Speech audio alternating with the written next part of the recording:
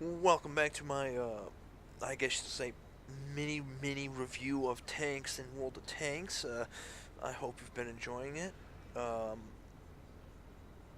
you can check out my other videos if you feel like you want to. If you're interested, you can hit the like button. You can share it. Do what you will with it. It's there. It's free media. Why not? My job here. I should say job, but I'm just doing this out of the like of the vehicles themselves. I'm not here wanting to get money or make a profit off this. I just am doing it just for the sheer fact that I enjoy tanks enough. Anyway, I just found out I totally forgot to include this little gem at tier 4, and I've been reviewing tier 5 tanks. So I'm actually going to be going back to include this one, because I don't know how I managed to forget the Stug 3B, but I did. I'm silly. Sorry. Anyway, what can I say about the Stug 3B? Well, it's a case-made tank destroyer. It has a big freaking derp gun on it. Let's see, it does have the 105, 10.5 right here, and you got the 75s right here, 7.5s. A lot of people question why would you put the derp gun on this thing, because historically it didn't have it. Now, before anyone goes any further on with that, the Stug did have a 105mm gun. It did have a howitzer, but it was designated as the Sturmhaubitzer in German. It's pretty much a assault gun howitzer. And the thing was, from what I understand, extremely devastating in World War II. It was on the trusty Panzer III chassis with a very big freaking gun. It's pretty much the gun on the Panzer IV-H and on the Stug 3 G, I think it is, the G variant. Same thing, it's the same gun here. I'll load it here if I can. Yeah, here you go. This thing. This was pretty much almost the Sturmhaubitzer 42. That's the designation for the tank. But Wargaming didn't have it. War Thunder does have it, and I'll be honest with you, I think that not Wargaming, but Gaijin completely dropped the ball on how effective this tank was. The Sturmhaubitzer 42. It's utter garbage in War Thunder. I mean, everyone just eats shots left and right, and I mean, it's a 105mm HE shell, and they just eat it like it was nothing. Anyway, the Stug 3B, it's a zippy little tank destroyer. It moves along pretty fast, going forward. Backing up, yikes is all I have to say. Yikes indeed. It was, or is, abysmal backing up. I don't know what else to say.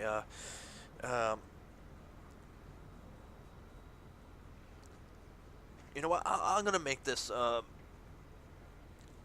Stug 3 episode here. I'm gonna include this in the 3. The other Stug in here as well. So, yeah, both of the tanks back up horribly. This is, I mean, it turns relatively okay, the Traverse, but the limitation of the gun on the arc.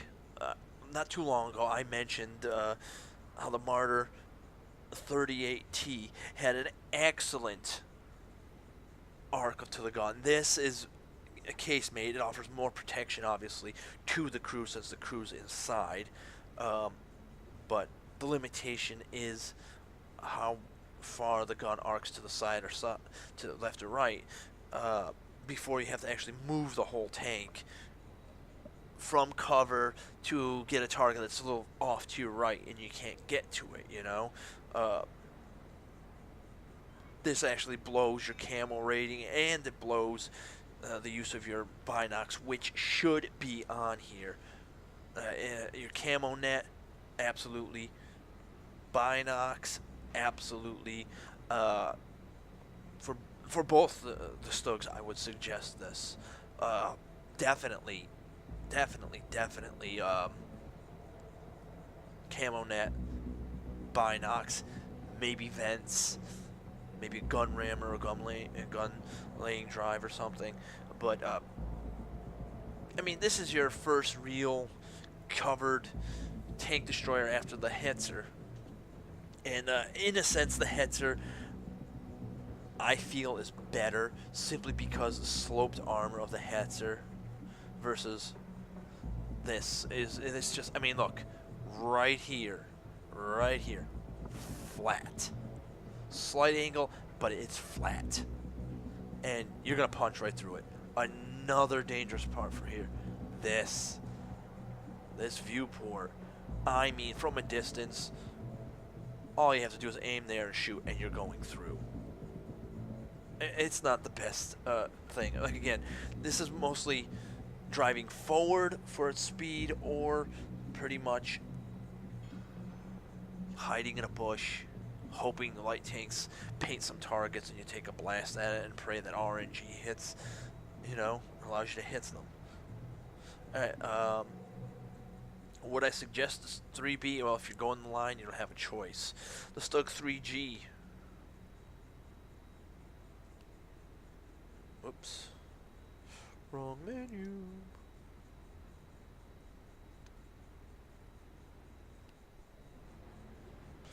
Alright, a lot of people will... This has better armor. You can see it's obviously bolted on, but ta-da, we're positioned with the same issue again. Flat armor. A lot of German tanks have suffered from this. See an angle like this, from up here to here, this is awesome. They need to stretch the angle out. That's, like I said, the Hetzer. They learned from their mistakes from the Stug. But also, this gets, again, the 10.5. It gets that as well. I played a lot of games in it, and it's just frustrating trying to get that gun to behave right. The aim time is so long. The aiming circle's too damn big. Shot velocity is so slow. But if you hit someone with it, they are pretty much screwed. 410 average damage maximum. Yeah, you're gonna fuck shit up. I hate to be rough in language, but you will. But the trick is the penetrating. Other people will say, just load this gun, the PAC 42 L70, 7.5 centimeter gun, and that's what they go by. And nothing wrong with the gun, but I think Wargaming nerfed it a bit too much, or they never really did add enough kick to it. I mean, the key word here is tank destroyer. Hence, destroy tanks.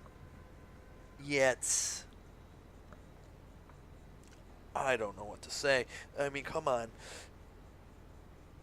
Some of these tanks that you fight, you just injure slightly. You're not taking off large hit points. You're not doing this monstrous amount, unless if you're using the derp and you actually penetrate. But you're not gonna be doing a monstrous amount of damage. You got rapid fire, yes. This is very similar to some of the British tanks. They have some of those, I think it's 10-pounder or something like that. It's son of a bitch fires fast, and you put a gun laying drive in there and rammer, you're going even faster. And the point is damage per minute versus alpha damage. Which is better? Do you have ear-to-ear smile when you alpha damage someone and half their life or more is gone? Or do you want to sit there and just keep chugging out shots before the enemy has a chance to not find you, but fire back, in some cases maybe even find you too? It depends on your playstyle, how you want to play it. And that's the issue right there. That L70 gun, it's just not damaging enough, not nearly enough. I would have liked to have seen this thing damage more damage. I mean, straight up, I'm not gonna lie. This is why I kind of like the derp gun on it, but at the same time, it's a detriment, just for aiming, reload, penetration. Uh, that's it in a nutshell. I mean, both the Stugs are not bad vehicles. You just if you're hiding and you get spotted and you don't have Sixth Sense, it's pretty much over. Because you trying to back up in both these tanks or tank destroyers is not going to happen. Your reverse speed is abysmal. A Stug that's been spotted is a dead Stug. I hate to say it. Everyone kind of points out, oh, let's get the Stug. Shoot him out, Welly, because it has the potential to be dangerous, even more so. But when you're going against Russian tanks Russian tank destroyers that use that huge alpha damage per shot, I'm sorry, that's the goddamn tank destroyer. That is what it's supposed to do. It's meant to put out a shot and cause as much crippling damage to the tank you're shooting. That's it. I mean, none of this, I'm going to put 5, 6, 7 shots in, and most of them are bouncing because you have low pen, or you're just missing. No. Tank destroyer, people. Tank destroyer. It means to destroy what? Say it with me. Tanks. Yes. That's what it's supposed to be doing. I don't know what else to say about this other than I'm not very happy with the gun selection the Stugs get. And this was, I believe, the highest produced vehicle during World War II for the Germans. They were extremely effective. In fact, not many people know it. And I'm going to make this a little more public so people do know that tank-on-tank action during World War II wasn't that great. And they didn't have many deaths on tank action. What caused the most deaths are a mix, actually, in my opinion, between artillery blasts and tank destroyers. Tank destroyers were killing tanks. Well, the tanks, it doesn't feel like that, especially with the Stug 3, B or G. Now, there's also the Stug 4, which I don't have. You have to play a whole bunch of missions, and I frankly don't have the patience or the time to deal with 20,000 missions just to get a tank that is essentially the same damn tank, but a little different chassis, minor differences, minor. It's just not worth it. But yeah, World War II, these Stugs were known to destroy tanks. Single shot, dead. That's it. Now, I would imagine for entertainment value and fun value, being shot one time by a tank destroyer and you're dead would not be fun. And the entertainment value would be out the window, but hey, I don't know what else to say. I mean, the game's mostly centered in on entertainment value and fairness. There's that strange word in World of Tanks again, of the vehicle in the game. You know, they don't want to do it. It's that simple.